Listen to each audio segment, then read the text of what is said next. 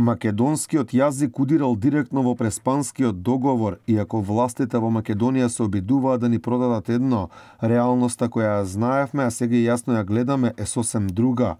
Во Грција се крена паника за отворањето на Центарот за македонски јазик, бил обид за создавање на македонско малцинство. Регистрацијата на ова здружение во Лерин е спорно според окружната грчка обвинителка Анастасија Калаици. Таа смета дека со оваа регистрација на овој центар, чија цел била зачувување и негување на македонскиот јазик во Грција и воведување на македонскиот јазик како изборен предмет во јавните училишта и универзитети кај јужниот сосед, се прекршува договорот потпишан во Преспа.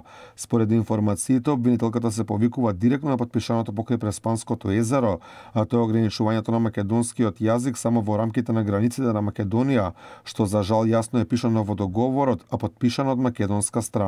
Страните прифаќаат дека нивното разбирање на термините Македонија и македонски се однесува на различен историски контекст и културно наследство. Во однос на втората страна, овие термини ја означуваат нејзината територија, јазик, народ и нивните одлики, со нивната сопствена историја, култура и наследство. Дека македонскиот јазик е проблем за властите во Грција, свесни се и македонците, кои не се признати кај јужниот сосед.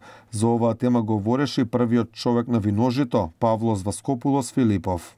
Има реакција од националистички организации и движења и ќе се знае во следниот период дали судот ќе стои на таа одлука. Тоа ќе се види, затоа што во Грција за овие национални малцински прашања нема независно судство. Да не се лажеме. Решава длабоката грчка држава и нејзините органи како ќе признаваат или нема да признаваат. Инаку отворањето на Центарот за македонски јазик во Лерин беше и причина за протест на Златна Зора, но за среќа од страна на полицијата беше спречен евентуален поголем инцидент.